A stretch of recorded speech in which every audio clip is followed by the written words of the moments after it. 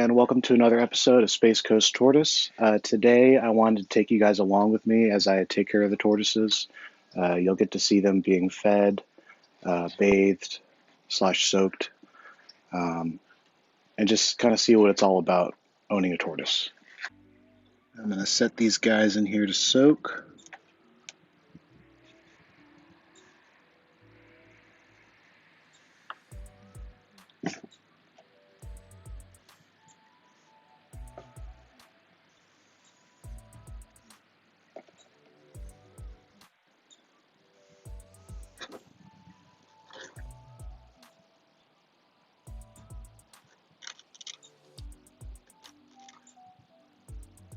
Now, what we're going to do is we're going to take our soft bristled toothbrush.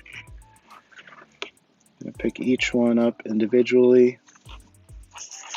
You're going to want to inspect the carapace, the plastron, or the belly, and you're going to want to very softly, in circular motions, buff up the shell a little bit, knock any dirt off or dried fecal matter. I do recommend doing this daily just so things don't really start to cake up on there.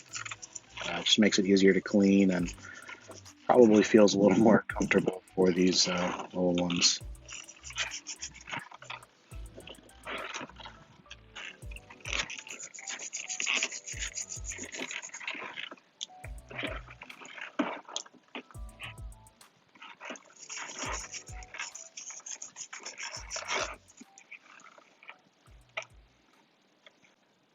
Alrighty, so it already appears that they have done a number on the water here, so I'm going to have to change that out.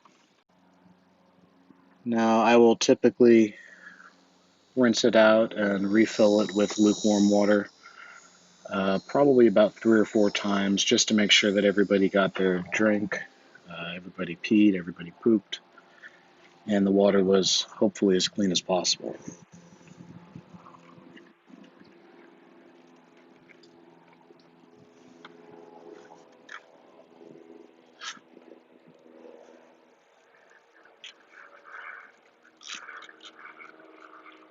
Alright guys, so while those little ones soak, I'm going to get their food ready. We have some romaine, hibiscus, spineless sapuntia cactus, a papaya leaf, which I'm going to serve everything on. And finally, we have Missouri tortoise chow that's already pre-soaked in hot water. I'm going to begin by cutting the vegetation up into small bits.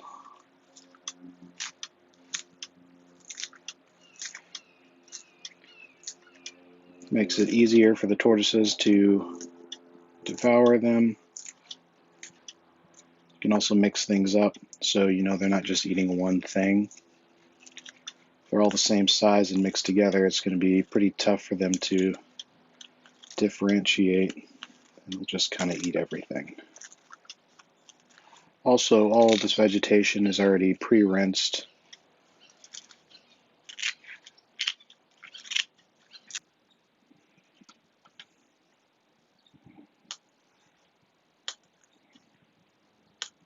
This cactus, I like to slice it as thin as I can,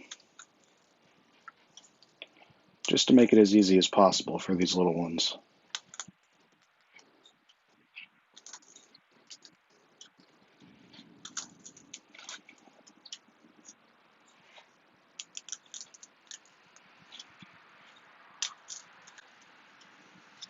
Now, the great thing about this cactus is I only used a small portion of it, and you can actually just kind of leave it out or put it in the fridge or whichever, and it'll actually keep for quite a while.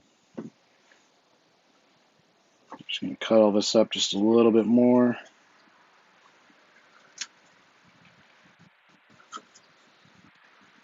All right.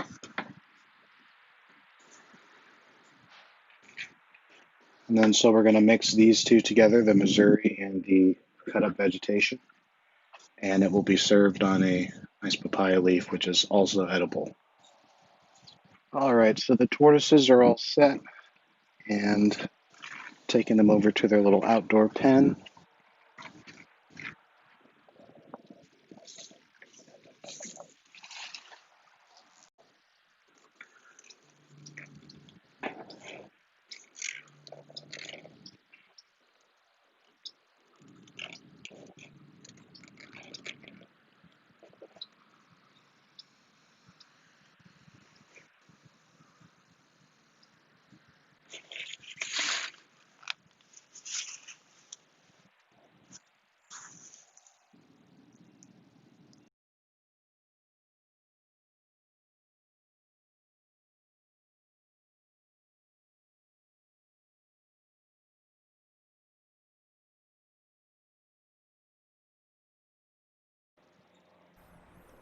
Alright, and it appears we already have our first customer.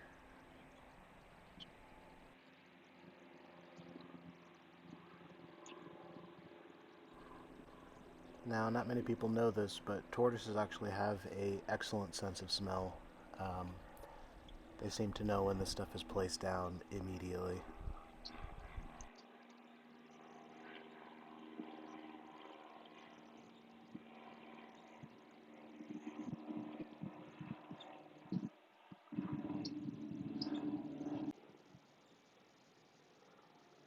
Atlas seems to be a fan.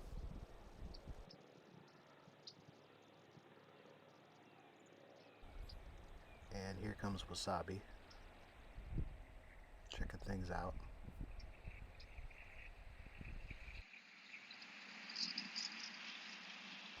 Now, the reason you want to soak the pellets in warm water or hot water is to make them nice, soft, and mushy so these guys can actually take a bite out of them.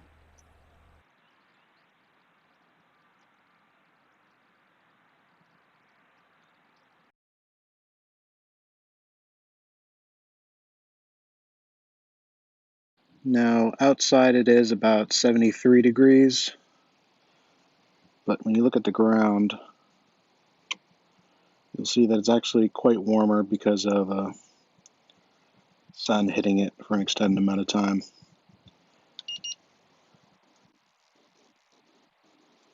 These guys are definitely going to enjoy some outdoor time today, probably get in a few hours. Now, I am always here with them when they're out. If for whatever reason I have to step away, I do have a wire that I lay over and it kind of clips on just to hopefully deter any predators that may come by in the few minutes that I'm gone. Now, a tortoise's metabolism is solely based off thermoregulation, so you're going to want to make sure that in any enclosure, indoor or out, you want to include a warm side for basking and a cool side when they need to get out of the sun and to just cool down.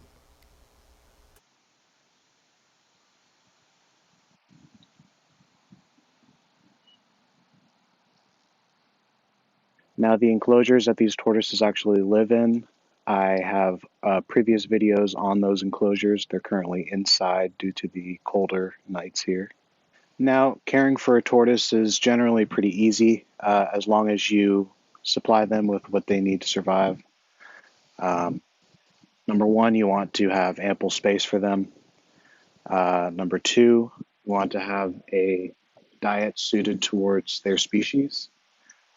Most tortoise diets are generally pretty similar. However, some species like the redfoot tortoise would require more fruit and protein as well, where the grassland tortoises like the Burmese star or Hermann's tortoise or even leopard's tortoise would be mostly just vegetation, high fiber, low protein. Number three would be lighting and heat. I myself use a ZoomEd dual lamp, uh, one basking light and one UVB light. The basking lights I get also emit UVA. Now, I also like to use clay dishes for water dishes. Um, it's just like a nice low dish that they can get in and out of easily. I don't have to worry about them flipping over and possibly drowning. Um, I like to also place rocks around the edges of it So it kind of helps knock the dirt off of their feet as they go in and out. Keeps the water cleaner a little bit longer. And finally, one thing that is very, very, very important to monitor is the humidity level for your tortoise. Um, Lots of differences between species. Redfoots generally like it a lot more humid than, for example, a Herman's would. Um, just got to do your homework before you get your tortoise, so you can provide the best care possible for them. We have a special surprise. He was introduced on Instagram quite a bit ago, but this is Chancho, the Redfoot Tortoise. Seems like he smells the fresh Missouri. Hey guys, just wanted to give a special shout out to Stephen Fisher, who gifted me this gorgeous painting, and Tessalee.art. You can find her on Instagram as well as Stephen Fisher. Um, Beautiful work, guys. Here are their profiles. Stephen Fisher 402. Again, Stephen, really grateful for the artwork. Thank you, man. And Tessalee.art. They both actually do incredible custom artwork. I would definitely check them out when you get the chance. That is all for today, folks. Hope you guys have a great day.